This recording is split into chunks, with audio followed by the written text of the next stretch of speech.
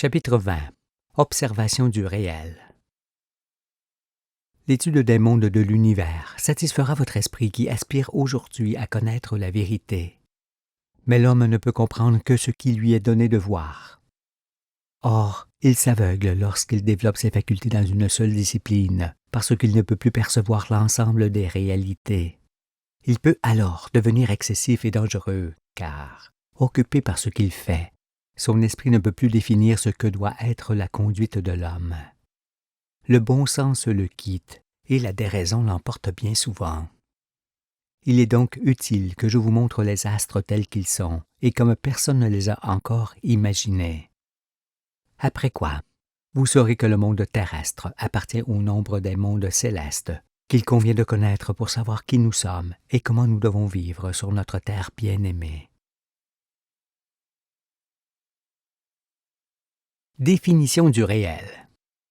Mais il est fort difficile d'expliquer les choses célestes avec les mots du vocabulaire. En effet, tant que l'homme ignore que tous les astres du ciel sont des aimants, des corps solides par conséquent, qui naissent à partir d'autres aimants, et que leur activité est la force unique de l'univers, on ne trouve pas toujours les mots correspondants dans son vocabulaire. Pour y remédier, composons ce petit lexique qui facilitera la compréhension. Matière, éther subtil ou essence qui constitue l'espace et les masses. Galaxie, roue composée de masses aimantées. Masse, particules et astres. Particules, aimant le plus petit, constitué d'essence. Astre, aimant le plus grand, constitué de particules. Aimant, masse métallique dotée d'une activité électromagnétique, comprenant magnétosphère, ligne de force, anneau. Magnétosphère, essence de l'espace qui descend sur l'aimant en faisant pression sur les corps et en donnant naissance à des corpuscules par condensation. Ligne de force, boucle formée par les électrons qui quittent l'hémisphère nord et reviennent sur l'hémisphère sud de l'aimant en passant dans l'espace. Anneau, cercle d'électrons en orbite autour de l'aimant et provenant des lignes de force. Il est constitué de deux parties côte à côte, tournant en sens inverse. Électromagnétisme, étude de l'activité des masses aimantées, que sont les particules et les astres. Électricité, courant de la matière, magnétosphère, ligne de force, anneau. Champ magnétique, espace dans lequel l'activité de l'aimant se fait sentir. Force, énergie, mouvement de la matière. Temps, perception humaine de la durée des phénomènes. Temps terrestre, les 24 divisions, heures, de la rotation de la Terre sur son axe et les 12 divisions, mois, de sa révolution, années, autour du Soleil, servant à mesurer la durée des phénomènes. Vitesse, allure de déplacement ou de transformation d'un corps, pouvant être mesurée en temps terrestre. Espace, volume d'essence, permettant existence et distance des masses. Intégration, essence devenant masse. Désintégration, masse redevenant essence. Pesanteur, corps accusant la pression magnétosphérique. Apesanteur, corps échappant à la pression magnétosphérique. Antipesanteur, corps s'élevant contre la pression magnétosphérique. Étoile, aimant principal activé par ses aimants secondaires. Planète, aimant secondaire évoluant autour de l'aimant principal. Planétoile, planète étoile se préparant à briller. Neptune, Uranus, Saturne, Jupiter. Satellite, petit d'une planétoile évoluant autour de celle-ci en la sollicitant. Nova, planétoile venant de s'éclairer. Nébuleuse, nuage de vapeur, de brume et de cristaux s'éloignant d'une nova. Chambardement, bouleversement créé dans la famille d'une nova, changement de position des planètes. Ondes, vibrations diverses occasionnées dans l'essence, les fluides et les solides. Astéroïde, corps solide évoluant dans l'espace et arraché aux astres lors de collisions ou d'explosions volcaniques. Nuages galactiques. Poussière, fumée et vapeur provenant du travail et de la fin des astres. Créature, être créé par l'Esprit céleste à partir des astres. Esprit céleste, souffle de Dieu qui crée et anime les êtres. Homme, ange en formation. Âme, écriture du vécu, destinée à la vie éternelle. Ange, homme éclairé, soumis à son Créateur. Dieu, être suprême, créateur et maître de son univers. Ces mots éclairent l'esprit car, tirés du réel, ils montrent que l'univers est une immense force dotée d'intelligence et de raison.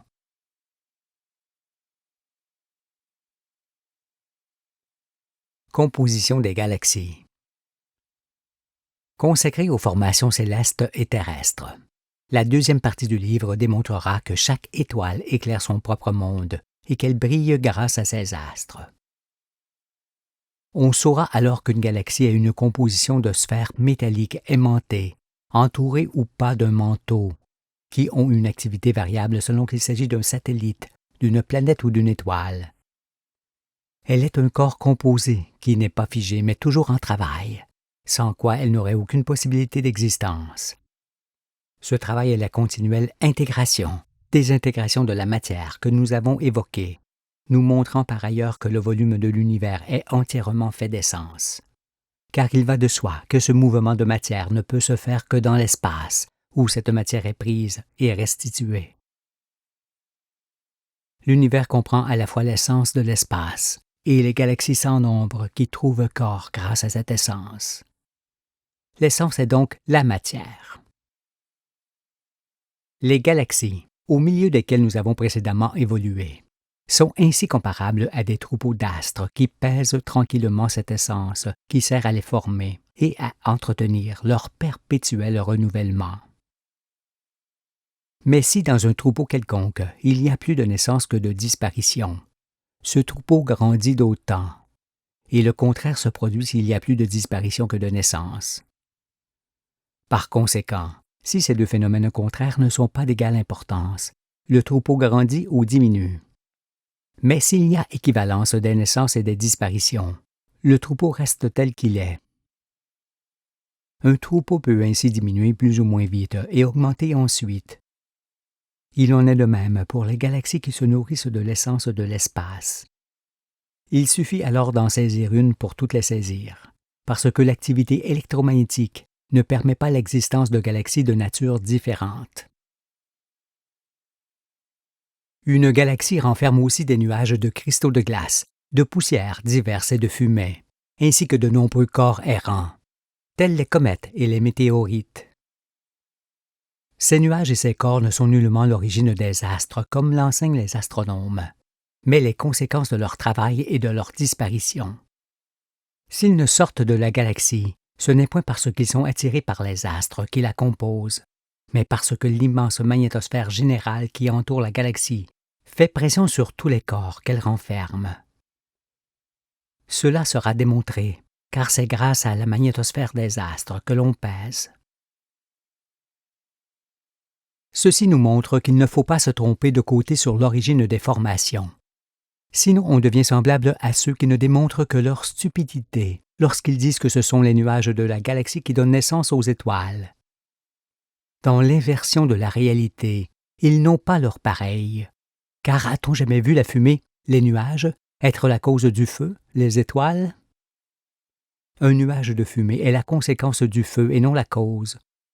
Je vous le dis, s'ils s'imaginaient qu'il existe des astres carrés, ils finiraient par prouver leur existence, comme ils prouvent avec de longs mensonges le commencement et la fin de l'univers. Mais avant d'étudier la naissance des astres, leurs mouvements réguliers, et voir comment ils s'échauffent, se développent, forment leur manteau, ainsi que les continents, l'eau, les volcans et l'atmosphère, il faut d'abord s'apercevoir, avec l'intégration, désintégration perpétuelle de la matière, que l'univers n'est nullement chaotique comme le prétendent les savants, mais qu'il est au contraire stable, calme et d'une grande subtilité d'existence. Car tout ce qui est masse, les galaxies, est matière intégrée, et tout ce qui n'est pas masse, l'espace, est matière désintégrée. Il est stable par conséquent, car il y a autant de matière qui s'intègre que de matière qui se désintègre dans un même mouvement. C'est pourquoi seul l'équilibre, l'harmonie et la constance règnent dans l'univers.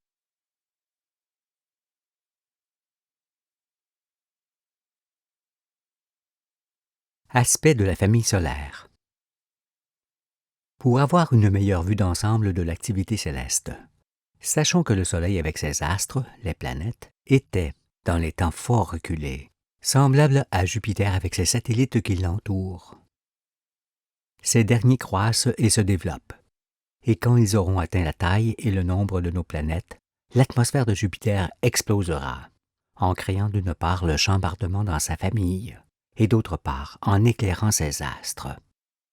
Lorsque cela se produira, Jupiter sera alors une étoile nouvelle dans le ciel, une nova, et une famille semblable à la famille solaire. Il aura également une planète qui se couvrira d'eau et sur laquelle viendront les hommes. Mais en vérité, il sera le dernier à briller. C'est Neptune qui brillera le premier, puis Uranus, puis Saturne, et Jupiter en dernier.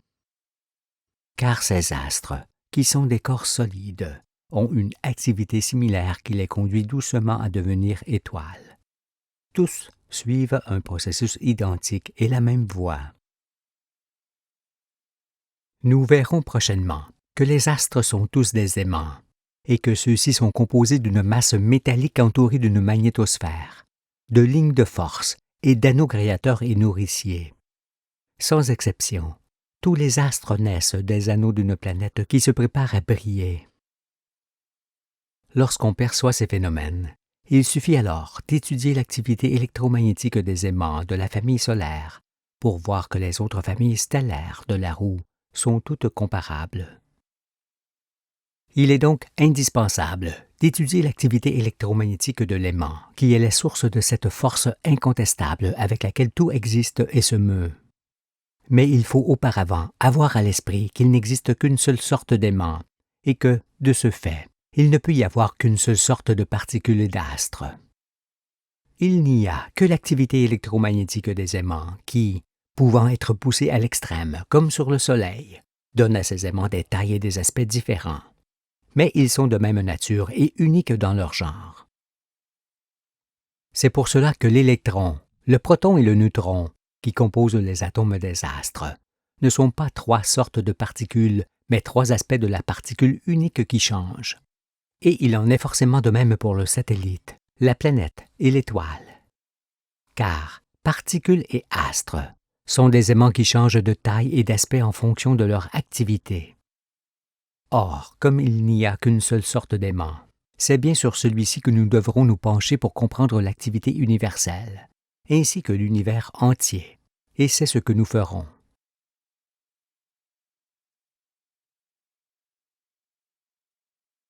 Le courant créatif. Mais, pour pouvoir nous approcher de l'activité des aimants, il convient de remarquer d'abord que les choses existent dans un ordre qui n'est point réversible. Par exemple, l'enfant grandit pour devenir adulte, comme le fait aussi le petit satellite, et non le contraire. De même, c'est la planète qui devient étoile et non l'étoile qui devient planète. Pareillement, les étoiles s'en vont irrésistiblement vers le cœur de la roue et l'ordre demeure en elle. Et l'image de la galaxie nous montre que l'essence de l'espace descend sur elle, puis en remonte, en lui donnant corps. Pour qu'il y ait existence, il faut donc qu'il y ait courant de matière. Or, tout est sujet à courant. Toute existence est à l'image d'un fleuve, dont le courant est formé par ce qui l'alimente d'un côté et le consomme de l'autre. Ce qui est semblable pour un courant électrique ne pouvant se faire que par l'apport et la dépense continue de la matière qui le constitue. Des observations minutieuses nous montreront toujours que chaque chose existe par le phénomène d'apport et de dépense, n'appartenant qu'au courant que voici. Ici est représenté symboliquement le principe d'existence de tout corps fluide ou solide, organique ou inorganique. Cela concerne la galaxie entière avec tout ce qu'elle renferme, qui est en soi un corps composé se trouvant toujours entre l'apport et la dépense de la matière qui le constitue. Toute chose existe par ce phénomène simple et évident. Rien n'y est étranger, et tout en vit. On peut voir aussi à travers cette image l'inspiration et l'expiration des êtres, ou bien l'apport et la dépense des aliments qui les maintiennent en vie. On peut également imaginer la pluie dans l'apport, le fleuve dans le corps et la mer dans la dépense. On peut encore se représenter la figure en position verticale et voir en elle un arbre avec ses racines dans l'apport et ses feuillages dans la dépense des substances lui donnant corps. Mais si l'on imagine qu'il s'agit d'un fleuve et que l'eau qui coule s'est glacée en partie, on remarque que les parties fluides se sont partiellement solidifiées et que le restant de l'eau qui coule au contact de la glace fera augmenter le volume de cette glace, en supposant que le froid persiste ou augmente. On constate alors que les parties qui forment ce courant peuvent être fluides ou solides, selon les conditions de température, et que les parties fluides peuvent augmenter le volume de la partie solide, sur laquelle elles se soudent par un incessant apport. Ce qui, comme nous le verrons, est également le principe d'existence du satellite, car celui-ci naît de l'anneau d'une planète, et cet anneau, qui est un courant, le fait grandir ensuite de la même façon. Quiconque peut remarquer qu'un homme, un arbre, un fleuve, un courant électrique ou un astre, ainsi que tout ce qui s'offre au regard, se trouve toujours entre l'apport et la dépense de la matière qui leur donne existence. Puisqu'il est évident que tout est à cette image, comment alors les astres ne trouveraient-ils pas existence par l'intégration, apport, et la désintégration, dépense, de la matière qui les compose? Le sens de ce courant universel, montré par la figure, est aussi l'origine du masculin, féminin, qui sont les deux parties inverses et complémentaires avec lesquelles s'effectue l'existence et le prolongement des mondes. Car, comme l'homme et la femme donnent naissance à l'enfant, le Soleil et la planète donnent naissance aux satellites par le même principe.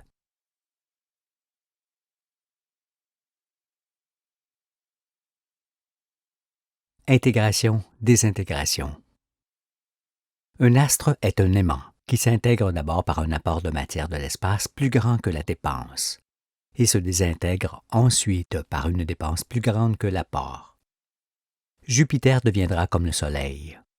Pour l'instant, il reçoit davantage de matière qu'il n'en dépense par son échauffement, et il croît.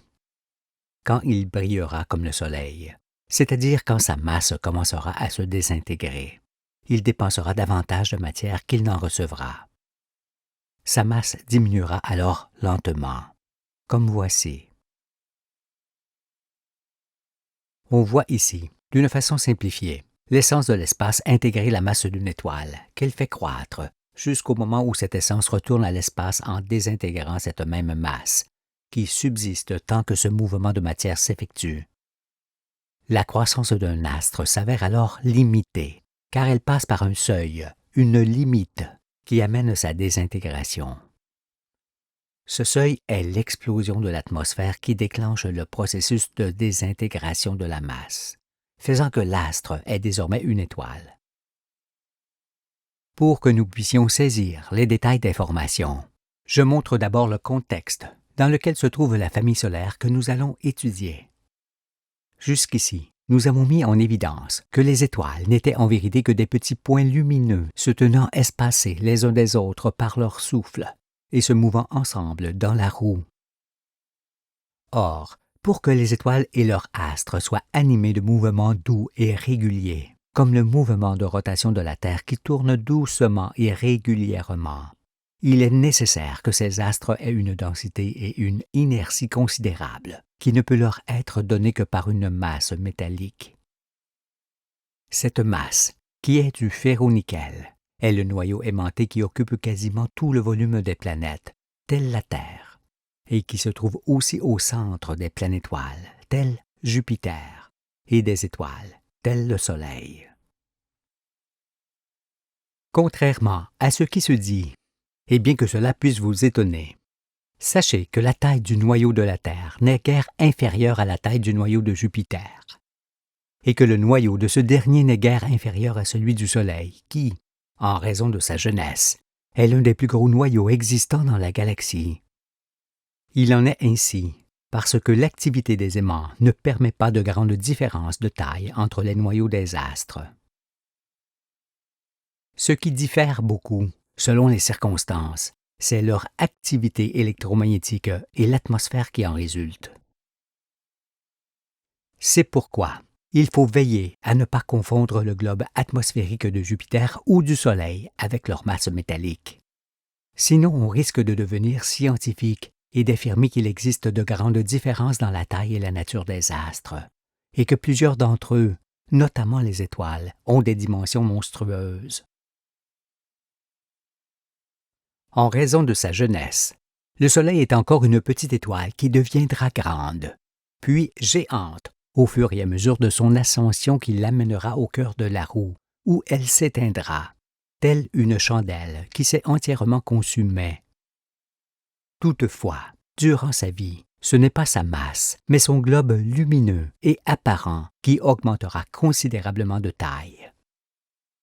Cela par décroissance de son activité, due à ces planétoiles qui le quitteront tour à tour lorsqu'elles se seront éclairées comme lui. Ainsi, son globe grandira pendant que sa masse diminuera, comme on le voit sur la figure ci-dessus. Il en est de même pour toutes les étoiles qui changent constamment d'activité, de taille et d'inertie. Le Soleil était antérieurement comme Jupiter, et il s'est éclairé il y a un peu moins de 200 000 ans. Ce qui n'est pas son âge, certes, puisqu'il l'était avant cela en formation avec ses astres. Mais c'est l'âge du début des ères et du début de la création que l'on entend à partir du jour où il s'est éclairé. Dans le deuxième étage de l'arche, il apparaîtra que lors de l'éclairement du Soleil, les planètes furent plus ou moins bousculées de leur place, et que l'ordre originel dans lequel elles se trouvaient en fut quelque peu modifié. Le Soleil est donc une étoile jeune. Les ères, que nous visualiserons avec des figures explicatives, nous le certifieront. Ce qui toutefois se remarque sans elle, ne serait-ce qu'en raison des 4 planétoiles que le Soleil possède encore, et aussi parce que le monde ignore qu'il en est ainsi.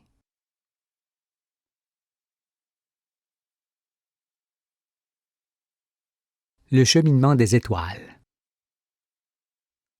Contrairement à ce que l'on entend dire, le Soleil n'est pas une étoile isolée, loin s'en faut. Par ailleurs, il ne faut point voir sa masse d'un côté et celle de ses planètes de l'autre, car la masse solaire et les masses planétaires sont liées ensemble par des attaches matérielles, qui sont les magnétosphères, les lignes de force et les anneaux. Par conséquent, la masse de la famille solaire est une et considérable. Et en raison de sa jeunesse, elle est l'une des plus grandes masses qui soit dans la roue.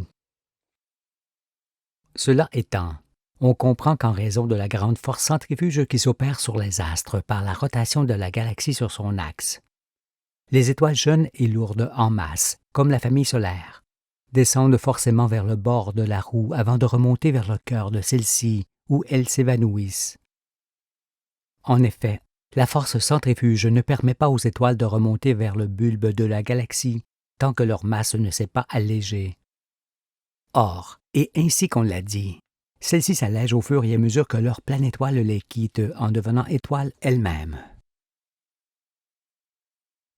Mais comme le Soleil est jeune et possède encore ses 4 planétoiles, Jupiter, Saturne, Uranus, Neptune, qui alourdissent sa masse d'ensemble, on peut penser qu'il descend probablement encore vers le bord de la roue. S'il en est ainsi, une observation minutieuse nous montrera que les étoiles de notre branche se déplacent en grand nombre dans un sens, parce que c'est nous, avec le Soleil, qui nous déplaçons en sens inverse. Ainsi, les étoiles jeunes descendent d'abord en périphérie de la galaxie et remontent ensuite vers le bulbe où elles s'éteignent en bout de course. Car, après avoir épuisé la matière de leur masse aimantée, leur énorme globe lumineux implose et disparaît à tout jamais. Entraînés dans ce mouvement d'implosion vers son point central, les quelques planètes qui les ont accompagnés se fracassent les unes contre les autres, en ne laissant que des nuages de poussière de fer, de fumée de matière minérale et de vapeur. Ce sont ces nuages abondants que l'on observe dans la galaxie. À cet instant, c'est la fin d'une famille stellaire que l'on ne peut nullement voir depuis la Terre. Mais bien longtemps avant que cela n'arrive, les anges, dont le nombre n'a cessé de diminuer, quittent leur planète et s'en vont recommencer une fois encore leur vie sur une planète jeune et vierge, au commencement d'une étoile. Ce sont ces géants de l'esprit, ces fils de Dieu qui sont venus sur terre à l'aube du monde humain, comme il est dit dans la Genèse. Restez avec moi, et vous comprendrez comment cela est possible et qu'il en fut bien ainsi.